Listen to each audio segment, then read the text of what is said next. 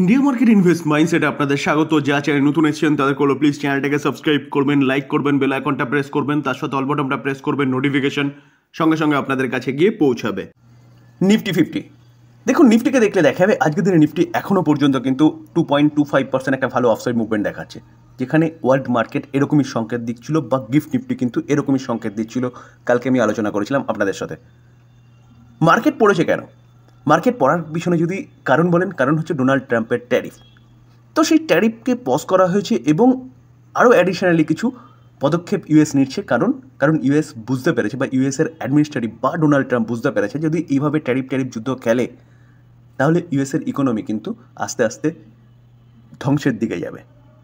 যার জন্যেই আমরা দেখেছিলাম যে 90 ডেজের একটা পজ রাখা হয়েছে রেসিপ্রোকাল ট্যারিফকে নিয়ে, এবং তার পাশাপাশি ইলেকট্রনিক গুডস বলুন এইসবের ওপরও কিন্তু ইউএস গভর্নমেন্ট কী করেছে, যেসব ট্যারিফ বা যেসব ট্যাক্স সেসব ট্যাক্সগুলোকে উঠিয়েছে।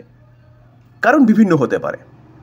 তো আপাতত যতটুকু যা দেখা যাচ্ছে যে 90 ডেজের যে পসের জন্য কিন্তু ওয়ার্ল্ড মার্কেট ভালো করছে, আমাদের ইন্ডিয়ান মার্কেটও ভালো করছে।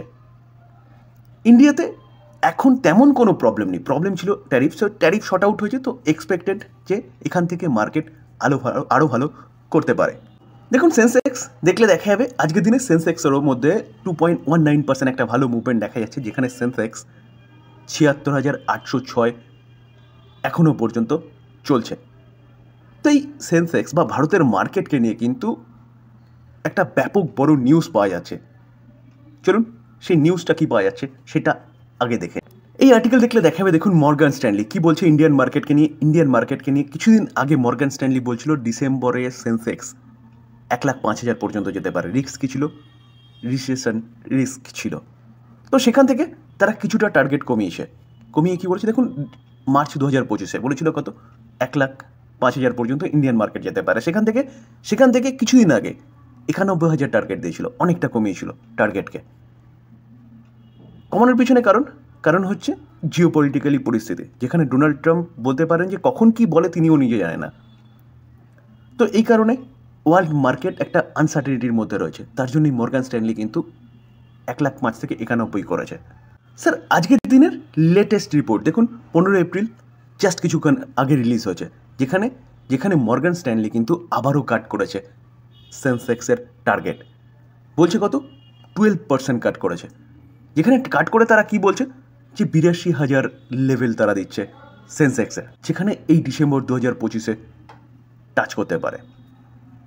তো দেখলে দেখা যাবে কিন্তু কন্টিনিউয়াসলি তারা ইন্ডিয়ান মার্কেটকে নিয়ে তাদের টার্গেট কিন্তু কমাচ্ছে। কেন কমাচ্ছে? কমানোর পিছনে মেন কারণ কি? মেন কারণ হচ্ছে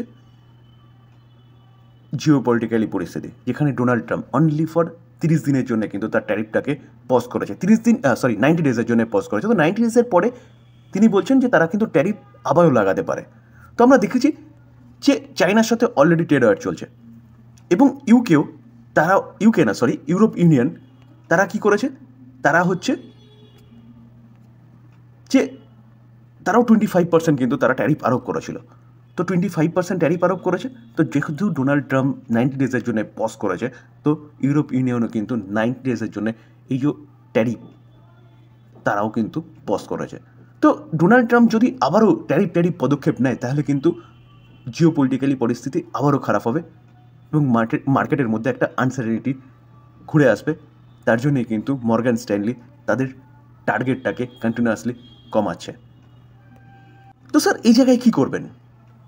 তাহলে কি 82,000-এর কাছাকাছি গেলে আমরা আমাদের পোর্টফোলিও সেল করে দেবো এবং আবার নিচে আসলে বাই করবো? দেখুন, ব্রোকিং হাউসগুলো তাদের প্রেডিকশন জানায় মাত্র, বাস্তবিক ক্ষেত্রে কী হবে কেউ কিছু বলতে পারে না। এখান থেকে সেন্সেক্স 1,00,000-ও যেতে পারে এই বছরের মধ্যে, যদি সব পরিস্থিতি ঠিক হয়ে যায় এবং ডোনাল্ড ট্রাম্প আর ট্যারিফ আরোপ না করে। আর যদি ট্যারিফ আরোপ আবার করে তাহলে এখান থেকে পড়তে পারে। তো সেটা জাস্ট সম্ভাবনার কথা বলা হচ্ছে, এটা নয় যে মর্গান স্ট্যানলি বলছে মানে 82,000 পর্যন্তই যাবে, তারপরে আর যাবে না। তো আপনার কাজ কী হবে? আপনার কাজ হবে যে ভালো ভালো কোম্পানিগুলোকে চুজ করে হোল্ড করা এবং লং টার্মের জন্য ফেলে রাখা। তো এর জন্য কিন্তু ভালো মতন আপনাকে অ্যানালাইসিস করতে হবে। অবশ্যই যে কোনো ব্রোকিং হাউস বলছে মানে সেই ব্রোকিং হাউস বলছে মানে সেটাই সত্যি হবে এবং সেটাই করবেন, এটা করলে কিন্তু ভুল করবেন। যদি মর্গান স্ট্যানলির কথা অনুযায়ী ডোনাল্ড ট্রাম্প যদি ট্যারিফ আরোপ করে, মার্কেট যদি আবারও 82,000 থেকে টাচ করে যদি নিচে আসে, তাহলে আবারও বাই করার অপরচুনিটি খুঁজতে হবে, কারণ এগুলো অপরচুনিটি ক্রিয়েট হচ্ছে বলতে পারেন মার্কেটে, যেখানে ডোনাল্ড ট্রাম্প 4 বছর 3.5 বছর আর তারপরে আবার অন্য কেউ আসবে। তো আর ডোনাল্ড ট্রাম্প রিসেন্টলি কিন্তু জেনে গেছেন যে এরকমভাবে ট্যারিফ আরোপ করলে তার উপরেও কিন্তু তাদের গুডসের উপরেও ওয়ার্ল্ড ট্যারিফ আরোপ করবে। তো সেই জায়গায় দাঁড়িয়ে তাদের ইকোনমি কিন্তু খারাপ হবে। অলরেডি আমরা দেখেছি যে বন্ড ইল্ড বাড়ছে, ডলার ইন্ডেক্স কন্টিনিউয়াসলি পড়ছে। তো সেই জায়গায় দাঁড়িয়ে স্যার তার জন্যে কিন্তু ডোনাল্ড ট্রাম্প এবং তার যে বন্ধু ইলন মাস্ক তিনিও কিন্তু বারবার ডোনাল্ড ট্রাম্পকে বলছিলেন যে ট্যারিফ বন্ধ করার জন্য। তার ফলস্বরূপ এই 90 ডেজের পজ। দেখুন, এইচডিএফসি ব্যাংক ভারতের মার্কেটের সবচেয়ে বড় দিগ্গজ কোম্পানি, যার ওয়েটেজ নিফটি বলুন বা সেন্সেক্স বলুন অনেক বেশি। তো এইচডিএফসি ব্যাংক সবচেয়ে দিগ্গজ ব্যাংক, যার মার্কেট ক্যাপ কত, প্রায় 14.5 লাখ কারোর। তো এই ব্যাংকটাকে দেখলে দেখাবে, দেখুন আজকের দিনে 3.5% একটা ভালো মুভমেন্ট দেখিয়েছে। তো এতটা ভালো মুভমেন্ট দেখানোর পিছনে কারণ কি? যেখানে এত বড় একটা ব্যাংক এতটা মুভমেন্ট দেখানো মানে ব্যাপক ব্যাপার। তো চলুন দেখে নিই যে ব্যাংকটা এতটা ভালো মুভমেন্ট আজকের দিনে কেন দেখাচ্ছে। স্যার আমরা সবাই জানি যে ইন্টারেস্ট রেট যদি কাট হয়, যেটা আমরা দেখেছি যে 50 বেসিস পয়েন্ট আরবিআই কিন্তু কাট করেছে। তো কাট হলে ব্যাংকের যে ইন্টারেস্ট থাকে সেভিংস অ্যাকাউন্টে বলুন বা এফডিতে বলুন, সেই ইন্টারেস্ট রেটও কিন্তু কাট হয়। তো দেখলে দেখা যাবে, দেখুন এইচডিএফসি ব্যাংক আজকে 4% মতন জাম্প করার পিছনে কারণ কি? কারণ তারা সেভিংস অ্যাকাউন্টের যে ইন্টারেস্ট ছিল সেটা 25 বেসিস পয়েন্ট কমিয়েছে, যেখানে ব্যাপক একটা অঙ্কের লাভ কিন্তু এই ব্যাংকের হতে চলেছে। হিউজ অ্যাকাউন্ট, হিউজ অ্যামাউন্ট, সেখানে 25 বেসিস পয়েন্ট কমানো মানে কিন্তু হিউজ প্রফিট। তার জন্য এই ব্যাংকটা আজকে সেলিব্রেট করছে এই নিউজ চলতে। যেখানে আইসিআইসিআই ব্যাংক এবং অ্যাক্সিস ব্যাংক এখনও পর্যন্ত কত 3% ইন্টারেস্ট রেট দিচ্ছে সেভিংস অ্যাকাউন্টে বিলো 50 লাখসেরও। তো এইচডিএফসি ব্যাংক এখন কত দিচ্ছে? এই এইচডিএফসি ব্যাংক 25 বেসিস পয়েন্ট কমিয়েছে এবং তার সেই 25 বেসিস পয়েন্ট কমিয়ে তারা ইন্টারেস্ট রেট দিচ্ছে কত সেভিংস অ্যাকাউন্টে 2.75%। তো স্যার এটা কিন্তু একটা ব্যাপক বড় নিউজ এইচডিএফসি ব্যাংকের জন্য। অবশ্যই এই যে 25 বেসিস পয়েন্ট কমিয়েছে না, এটা কিন্তু অনলি ফর যারা বিলো 50 ডিপোজিটার তাদের জন্য। তো এই জায়গায় দাঁড়িয়ে স্যার এটা তো একটা ভালো নিউজ ব্যাংকের জন্য। তার পাশাপাশি আরেকটা ভালো নিউজ আসছে, একটা দিগ্গজ ব্রোকিং হাউস তারা বলছে 42% আফসাইড মুভমেন্ট দেখাতে পারে এইচডিএফসি ব্যাংক। তো গোল্ডম্যান স্যাক কি করছে যে এই ব্যাংকটাকে নিয়ে বাই রেটিং দিচ্ছে এবং কারেন্ট মার্কেট প্রাইস থেকে অনেকটা আফসাইড মুভমেন্টের কথা বলছে। 2087 পর্যন্ত কিন্তু এই ব্যাংকটা যেতে পারে। এটা কে বলছে? এটা বলছে কিন্তু গোল্ডম্যান স্যাক। তার পাশাপাশি বিএনপি পরিদাস, এটাও একটা ব্রোকিং হাউস, তারা এই কোম্পানিটাকে নিয়ে হাইয়েস্ট টার্গেট দিচ্ছে। কি দিচ্ছে? 2660। এর পাশাপাশি এটাও দেখে নিন যে B&K সিকিউরিটিস, তারা কিন্তু সবচেয়ে লোয়েস্ট দিচ্ছে 1627। তো এবার চিন্তাভাবনা আপনি কি করবেন? গোল্ডম্যান স্যাক বলুন বা আরেকটা ব্রোকিং হাউস বলুন যেটা বিএনপি পরিদাস, তারা ব্যাপক টার্গেটের কথা বলছে। তো আজকের দিনে এতটা ভালো মুভমেন্ট দেখানোর পিছনে কারণ কিন্তু এটাই। দেখুন নিফটি আইটিকে দেখলে দেখা যাবে, দেখুন নিফটি আইটি 33,215 আজকের দিনে প্রায় 1.5% মতন একটা ভালো মুভমেন্ট দেখাচ্ছে। তো নিফটি আইটি পড়ছিল কেন? যেখানে আমরা দেখতে পারবো যে নিফটি আইটি কিন্তু কীরকম করেছে, 52 খাই 46,088, সেখান থেকে কিন্তু ম্যাসিভ গিরাওয়াট দেখিয়েছে। দেখানোর পিছনে যদি কারণ বলেন, কারণ হচ্ছে ডোনাল্ড ট্রাম্পের ট্যারিফ, যেখানে আমাদের দেশের আইটি কোম্পানিগুলো 30 থেকে 35% বিজনেস করে কোথা থেকে? ইউএসএ। তো 30 থেকে 35% বিজনেস ইউএস থেকে আসে।